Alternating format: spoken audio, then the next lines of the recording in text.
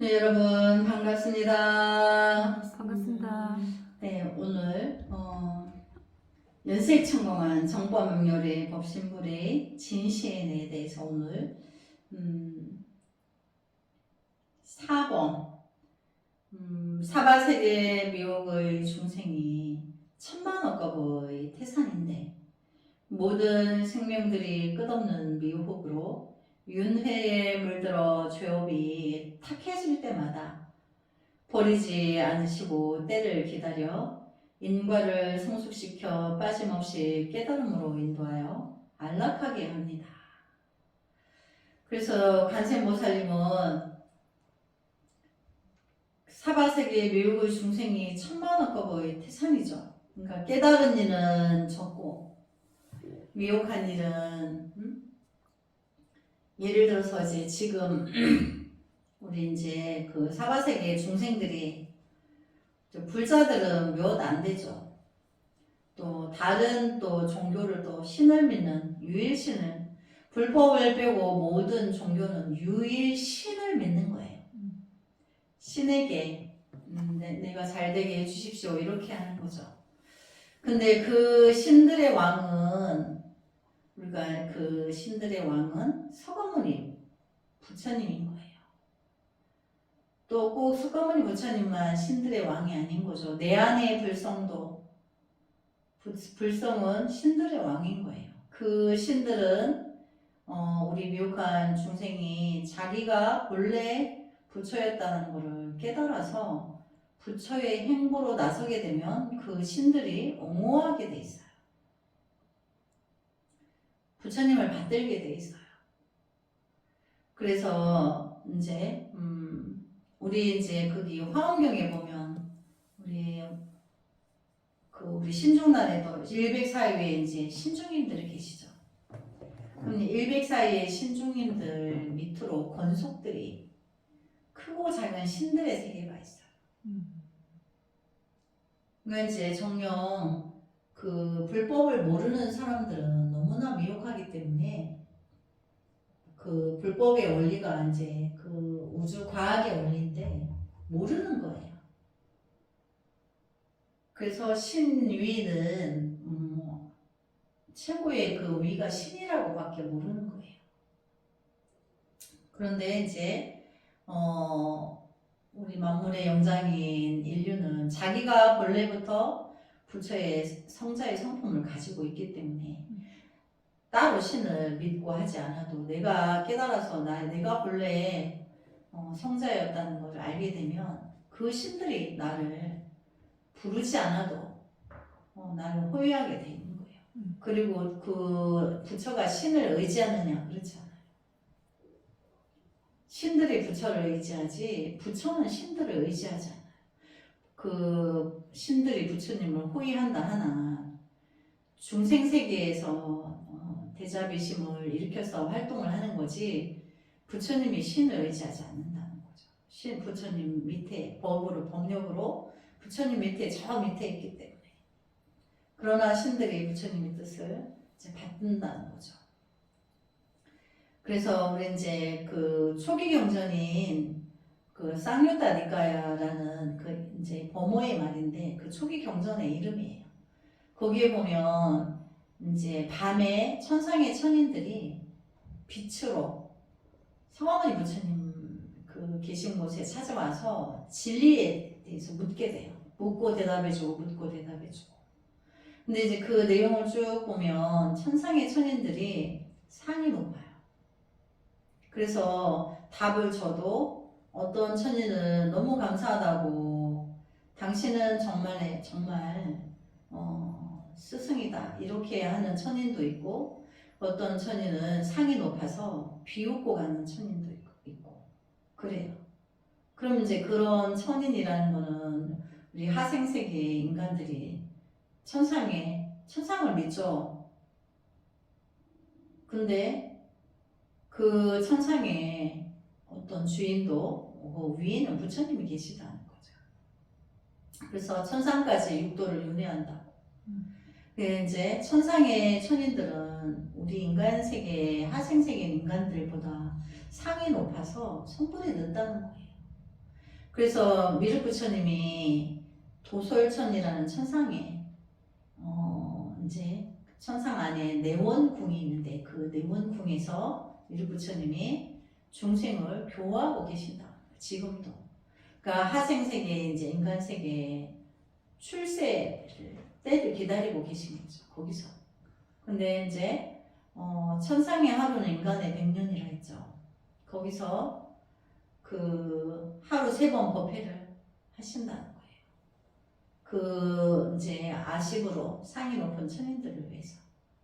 그래서 우리는 바로 부처님 세계를 알기만 하면 내가 지금 바로 부처의 경지에 들어가면 천상도도 초월한 거예요. 그런 공부를 해야 되겠죠. 우리가 뭐 천상의 천인이 되려고 하지 말고 바로 내가 열애의 지에 바로 지기 위해서 내가 부처인 내가 가지고 내가 원래 불처였다는 것을 알고 그 모든 우주법계의 천인들이 나를 공경하여 따르는데 그 길을 가야 되지.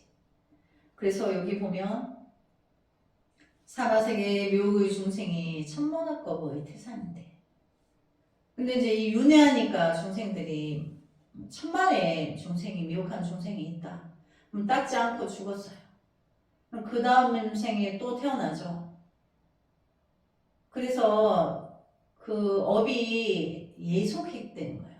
업이 계속 예속되는 거예요. 근데 우리가 불법을 공부하면 불법을 깨달은 진리도 계속 예속이 되는 거예요.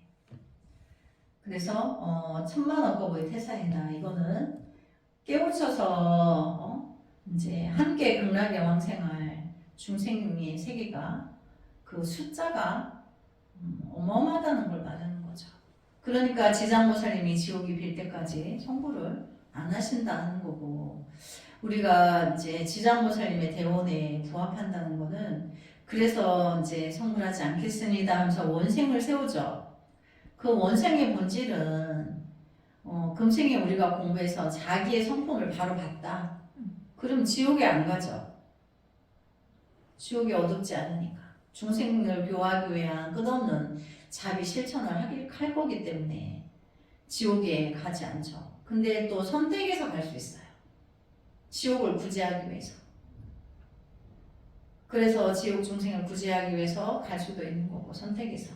우리는 아수라 축생 아비 세계를 지금 우리가 인간의 그 한계에 부딪혀서 지옥을 어떻게 가? 나 축생은 받기 싫어. 이렇게 하지만 나의 불성을 깨달으면 대자대비가 방타하기 때문에 축생 세계도 가고 아수라 세계, 아비 세계, 지옥 세계를 안 가지 않는다. 다. 그리고 또 인간 세계에 다시 와서 원생을 세우는 거는 모르는 구제 그 미혹한 중생을 깨우치기 위한 그 이제 포교 수행을 하는 거죠. 함께 성불하기 위해서.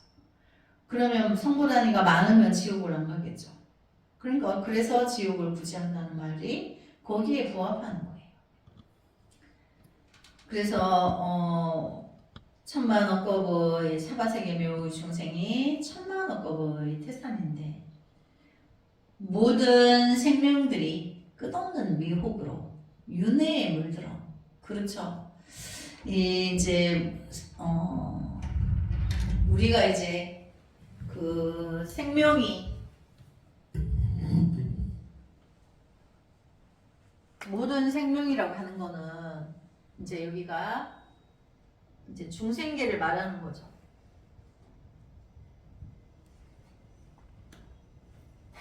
끝없는 미혹이다. 이것도 이제 중생을 말하는 거죠. 생명이 있는데 깨달은 일은 적은 거예요. 그러니까 윤회가 윤회에 들 수밖에 없죠. 그러니까 한번 윤회에 이제 윤회에 물들어. 그럼 지금 이제 천만억급 동안 우리가 물들어 있었죠. 과거 전생을 우리가 기억을 못 해. 그러지만 우주가 생성될 때부터 우리의 이 또렷이 알아듣는 그 불성의 영혼은 있었어요. 근데 그때부터 세상에 올 때마다 그럼 이제 천상인간 아수라 축생에 돌고 돌면서 죄업이 눈덩이처럼 커져 있겠죠. 그래서 태어날 때마다 탁해지는 거예요. 태어날 때마다 세상에 한번 올 때마다 제가 자꾸 커지는 거예요. 닦지 않으니까, 깨달음을 모르니까, 불성을 못 만났으니까. 우리가 우리 축생에게 그러죠. 다음 생에 인간의 몸을 얻어서 인간의 몸만 얻어가 되는 게 아니야. 필시 불법을 만나고 성불하거라. 불법을 만나야 성불하는 거예요. 인간에 왔다고 다 불법에 오는 게 아니기 때문에. 그러니까 인과의 법칙이니까. 내가 금생에 부처님 세계의 선권을 닦으면 다음 생에도 여차저차 하던 중에 또 불법을 만난다는 거죠. 우리가 스님도 스님이 이제 과거 그 관세음보살님 가피로 전생을 봤다고 하는 것도 그 전생을 본 것으로 인하여서 스님이 저절로 알아지는 세계가 있는데, 아, 나는 과거 전생으로부터 계속 수행자였구나. 거듭거듭 수행으로 짜고서 왔었구나. 그거를 알게 되는 거예요. 근데 이제 그거를 인지하기 전에는 스님도 자만했어요. 공부하면서 자만이 생겼어요. 나는 이렇게 한 번에 알았는데 저 사람들은 왜 모르지? 이렇게 열심히 안 해서 그래. 이렇게 이제 열심히 안 할 거면 그냥 확 죽어보라. 하려면 확실히 하고. 근데 이제 어느 순간에 열심히 한다고 되는 게 아닌 부분이 있는 거예요. 그래서 미혹이라는 거는, 전성의 업이라는 거는 똑똑하면 똑똑할수록 업을 더 많이 짓게 돼요. 그러니까 이제 그 분별을 나에 놓고 쉬어야 되는데, 그들이 그렇지 못한 것 때문에 의지대로 안 되는 부분이 없지 않아 있는 거예요. 의지대로 되는 사람은 선근이 있는 사람인 거예요. 그래서 금생에 이렇게 머리 깎고 불법을 만나서 머리를 깎고 알 수 있는 거고, 이제 그렇지 않으면 불법 알았다 해서 다 들어오는 게 아닌 거예요. 그래서 참여하고, 더 내가 조금 알았으니까 더 대자대배함으로 미혹한 사람을 더 크게 안아줘야지 내가 외면하거나 멸시하면 안 되는 거구나, 이렇게 또 다시 알게 됐어요. 왜냐하면 한 생만 금생만 와서 머리 깎고 공부했다고 다가 아니고, 그 사람이 과거 전생에도 수행을 했느냐, 전생으로 계속 수행을 했던 수행자냐, 그게 차이가 있는 거예요. 근데 우리가 과거 전생은 기억을 못 하니까 다 모르죠. 그래서 죄업이 탁해질 때마다, 이거는 윤회할 때마다 우리가 죄가 더 커진다는 걸 말하는 거예요. 근데 이제 부처님 그 부처의 성품은 죄업이 많다고 해서 버리지 않는다는 거죠. 그래서 죄업이 탁해질 때마다 버리지 않으시고, 또 여기 보면 때를 이제 기다려 주신다 그랬죠. 이거를 우리가 이제 섭수정법이라고 해요. 그가 미혹해서 지금 말해도 못 알아듣지만 또 반복적으로 계속 이끌어주면서 그 때를 기다려준다는 거죠. 그래서 인과를 성숙시켜. 그러니까 인과는 이제 내가 콩 심은 데 콩 나고 팥 심은 데 팥 난단다, 이렇게 선행을 해서 성과가 날로 증장하도록, 또 악과는 배제하고, 이렇게 항상 그러니까 이끌어준다는 거죠. 길로 인도해 주는 거죠.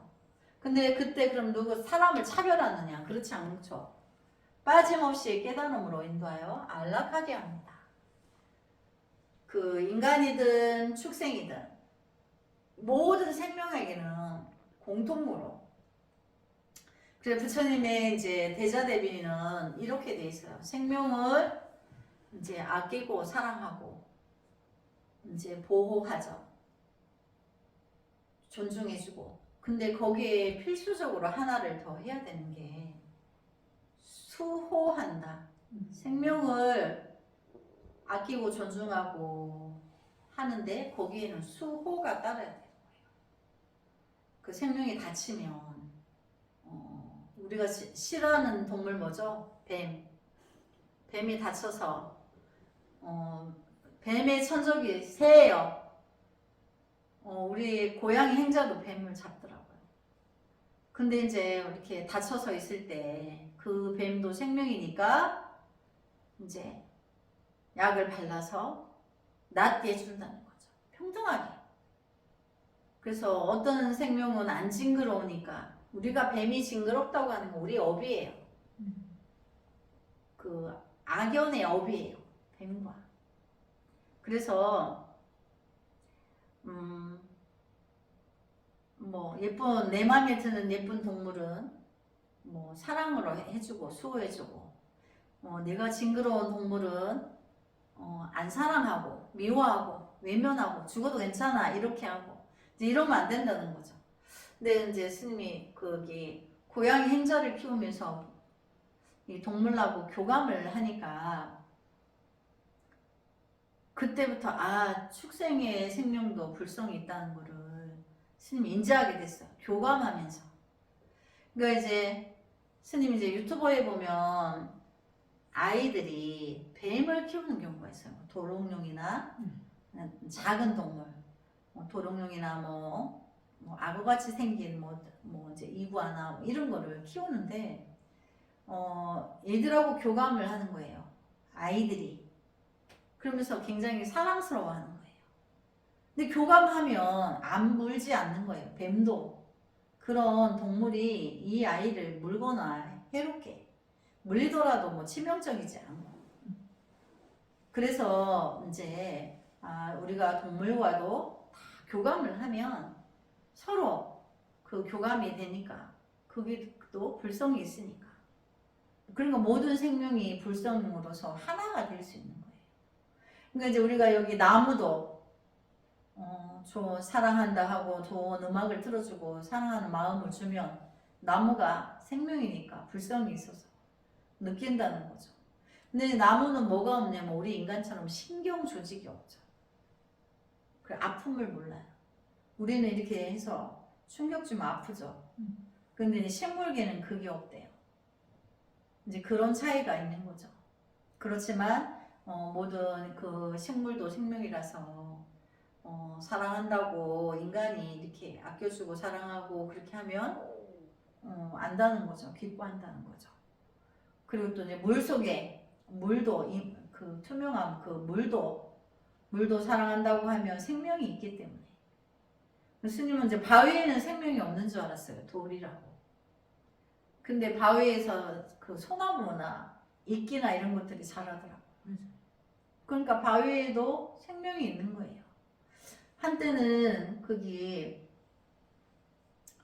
그 스님이 이제 어디 소임사러 갔는데 거기 이제 바위가 있어요. 근데 점심시간에 잠깐 식곤증이 와서 바위가 약간 이렇게 경사면이 있는데 누워가지고 등을 대고 누워서 이렇게 있다가 보면 깜빡 잠이. 근데 그게 결국 뭐 한 3분 이 정도밖에 안 돼. 3분이 안 넘어가요. 근데 그렇게 했을 뿐인데 몸이 가벼워요. 그러니까 그 바위에도 에너지의 기운이 있는 거죠. 에너지가. 그 에너지가 생명을 키워주는 거죠. 그래서 모든 생명들은 기를 다 쓰는 거예요. 많고 적음의 차이가 있는 거지. 그래서 빠짐없이 깨달음으로 인도하여 안락하게 합니다. 그러니까 축생은 너가 다음 생에 인간의 몸으로 태어나거라 이렇게 이제 해준 것으로 서가모니 부처님이 이제 수기해 주셔서 다음 생에 인간의 몸으로 와요. 그래서 그 때를 기다린다는 거는 그거죠. 내가 수기를 줬어.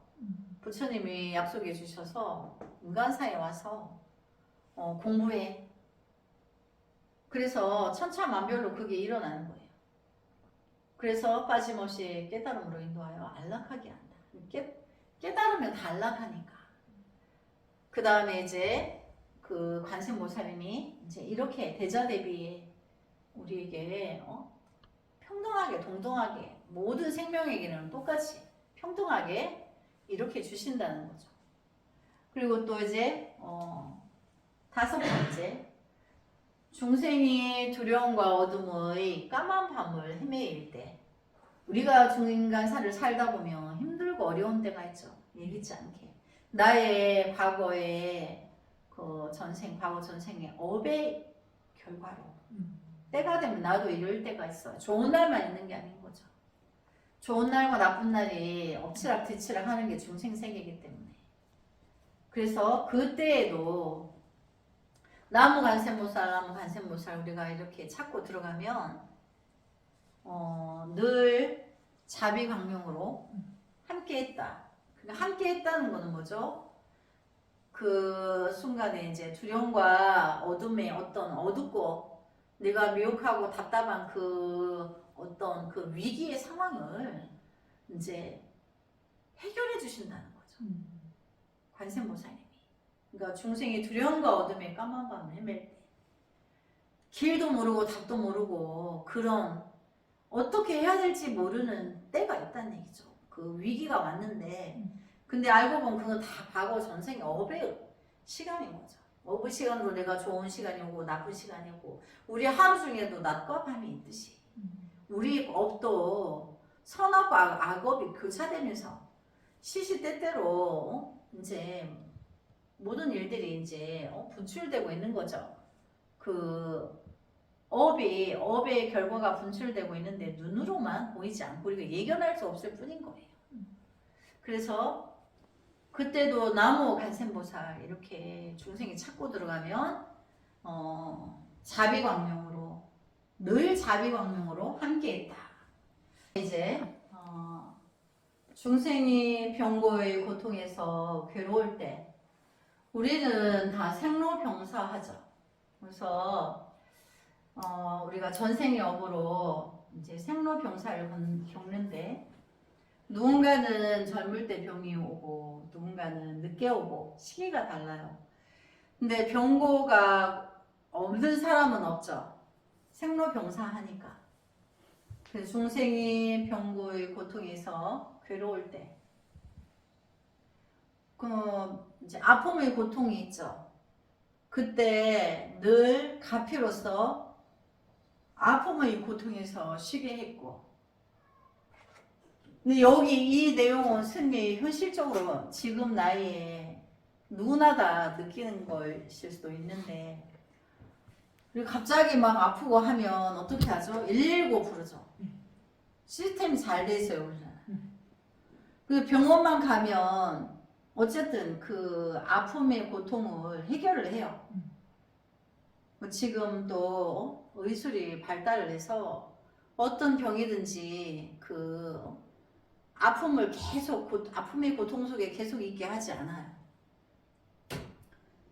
그래서 이제 다 불보살님의 가피로 우리가 이제 아플 때 관세음보살 이렇게 이제 우리 루비안 장미가 아랫게 병원에 이제 갈 때 너무 고통스러워서 관세음보살을 불렀다고 하는데 어쨌든 이제 병원에 도착하니까 케어를 이제 신속하게 하니까 뭐 링거 한 대 맞으면 시간이 한 40분 근데 40분 만에 이제 아픔이 이제 고통이 해결을 하게 되죠. 그래서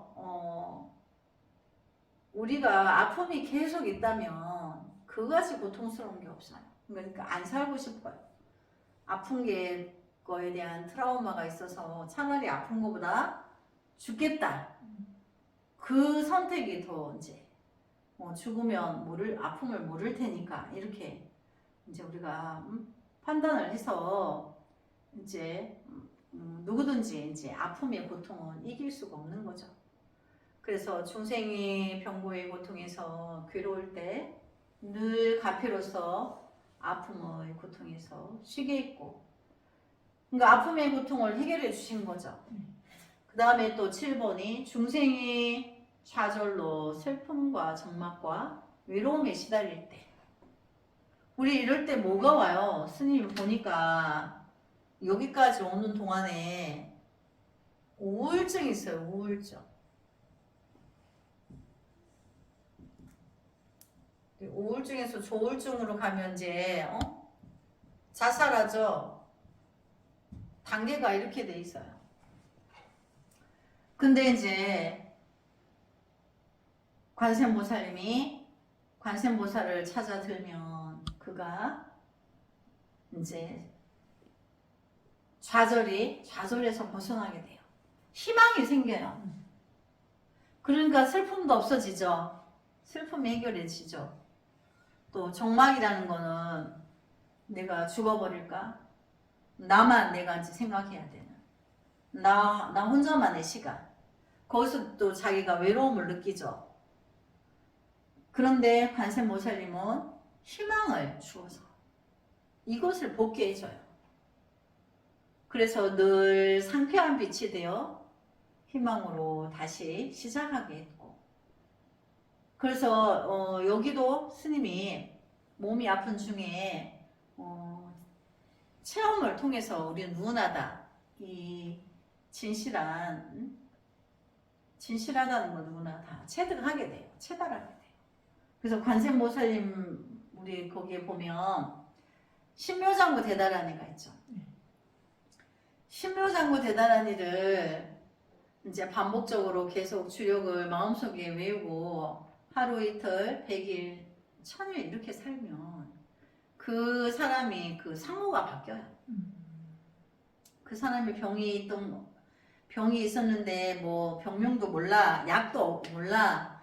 그런데 용한 의사를 만나서 병도 낫고 또 그것이 부처님 가피라고 믿어서 더더욱 신묘장구 대다라니를 깊이 믿고 의지하고 지니게 되죠. 우리 전번에 이제 신묘장구 대다라니 그 월호 스님의 천수경 강의에서 이제 범어의 말 뜻도 알고 해석도 우리가 다 알았죠. 그래서 그 관세음보살님은 그 주력 하나로 일체 중생을 자기의 불성을 보게 하기도 하고, 자기 불성을 보기 전까지 중생이 병고의 고통이나 그 좌절로서 오는 슬픔과 정막과 외로움이나 이런 것들을 반드시 희망을 주셔서 불가사의하죠. 가피를 주셔가지고 어떤 상황을 만들어줘서 그걸 헤쳐나갈 수 있는 길을 열어주시는 거예요. 가피로서. 사실은 내가 뭐 방향도 못 잡겠고 길도 없어. 그냥 다 사면이 벽으로 철벽으로 쳐져 있는데 내가 신묘장구 대다라니를 했더니 거기서 뭔가 불가사의한 어떤 그 상황이 생겨서 내가 그것을 받아들임으로 해서 내가 미혹하게 죽지 않고 뭐 자살로서 우울증 조울증 자살로서 끝내지 않고 살 수 있는 길이 열린다는 거죠. 분명히. 근데 이제 불법을 만나지 못해서 이런 결과를 다 가지고 가죠. 그래서 반드시 불법을 만나야 되고 신묘장구 대다라니를 만나야 되는 거예요.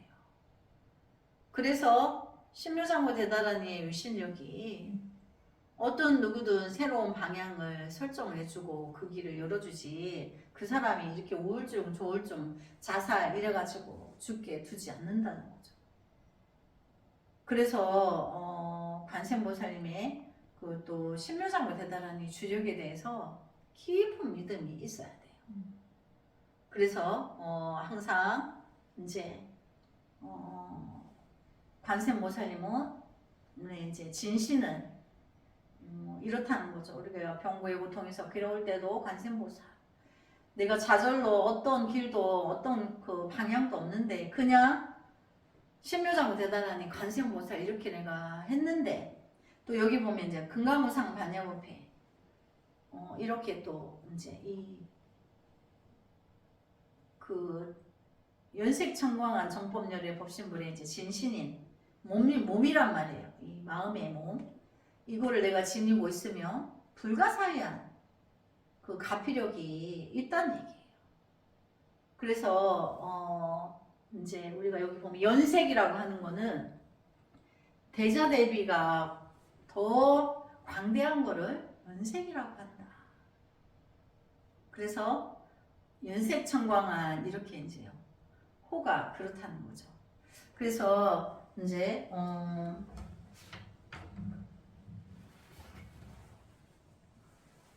거기 1번부터 한번 읽어볼까요? 1번부터 이제 건강무상 반야법계 나무연색 청범한 정법명렬의 법신물의 경지 온 우주의 만물을 대자대비로 천만 억법을 비췄으나 비춘 그 자국의 자체는 분명 차별과 색가상의 분별이 그쳐 있습니다.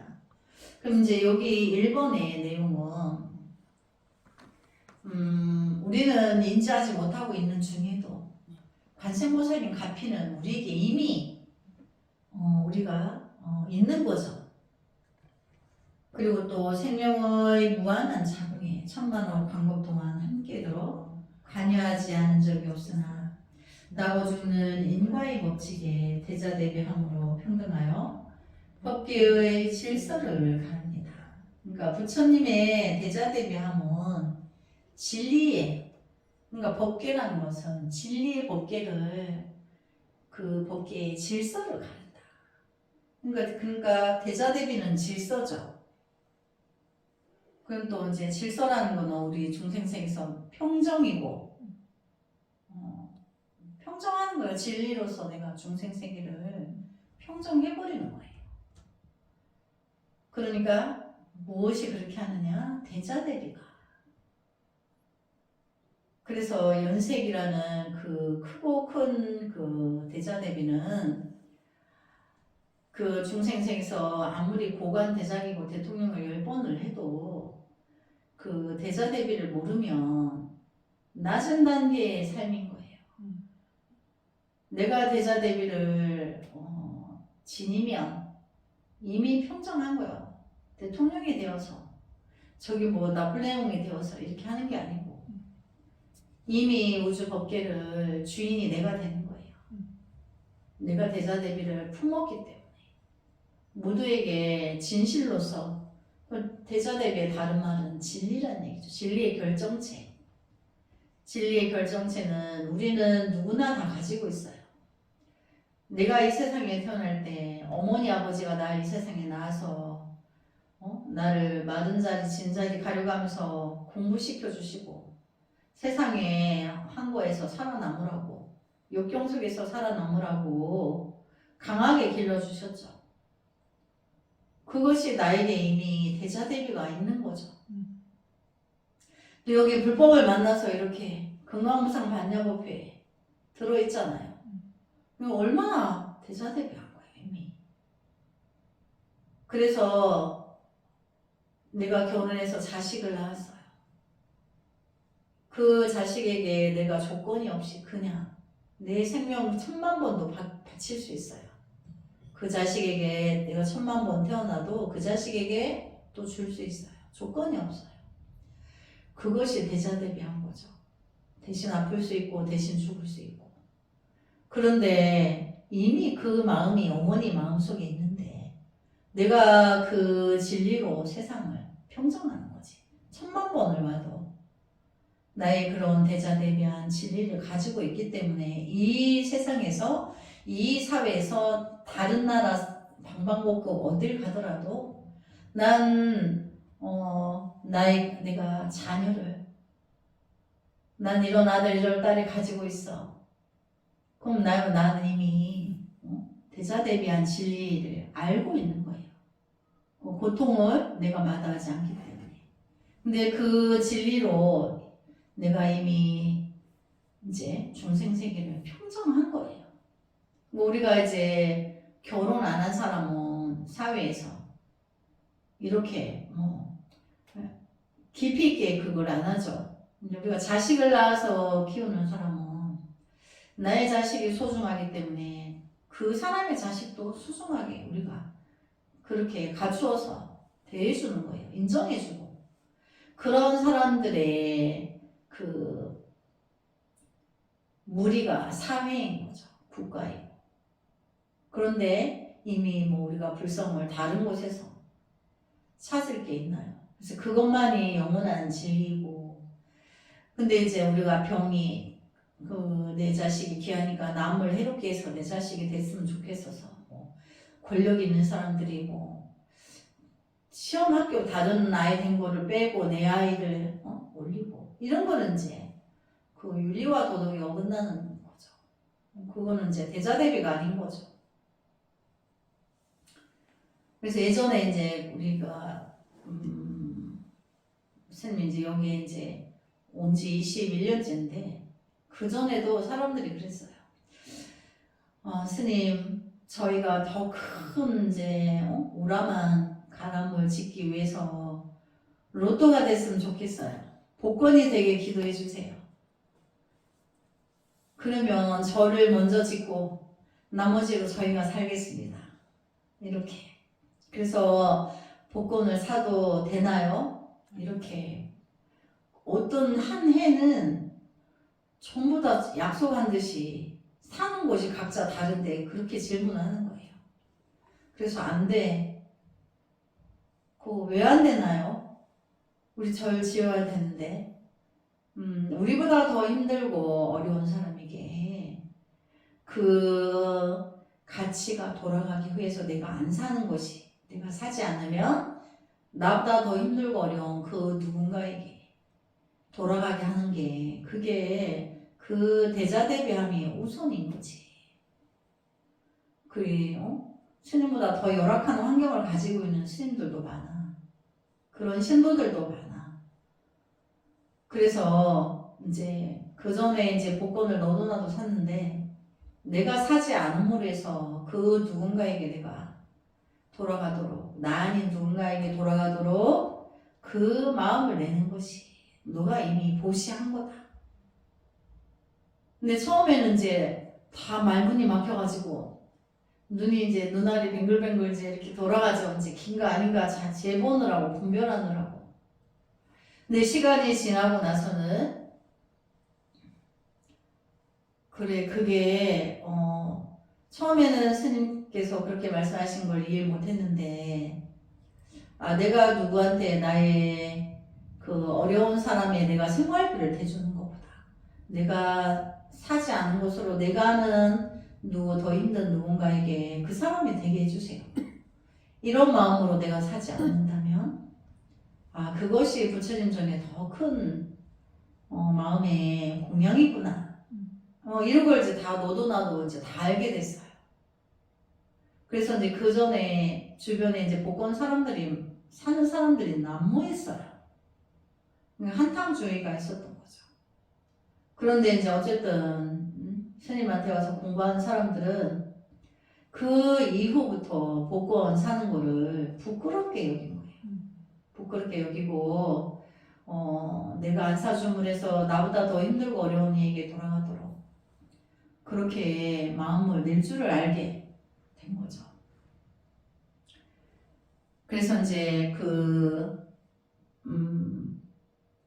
부처님의 이제 진리의 그 대자대비함을 내가 가지고 들어오면 내 자체가 지혜가 생겨요. 우리가 자녀를 양육하는 부모들은 자녀가 없는 사람보다 일평생 노동하고 돈을 버는 그거를 수치로 이렇게 했더니 자녀를 양육하지 않는 사람보다 3분의 2의 그 노력과 그 재력을 가지고 있다 그래요. 그러니까 자녀가 없는 사람은 자녀를 양육하는 사람에 비해서 노동을 3분의 1밖에 안 한다는 거예요.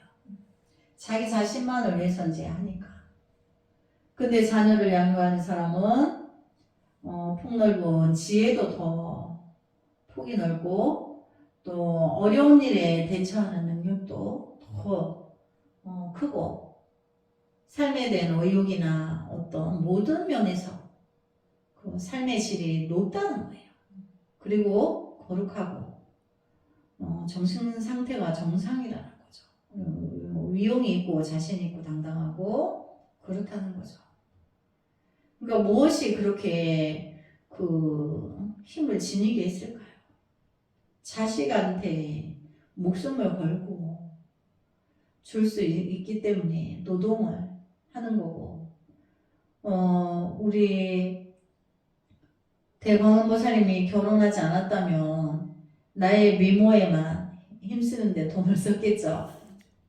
근데 자녀가 있으니까 나의 미모나 사치나 이런 건 다 버리고 내 몸에 뭐 안 바르고 남의 눈에 곱게 예쁘게 보이지 않아도 자식 위해서 우선적으로 하고 그 마음이 거룩한 거죠.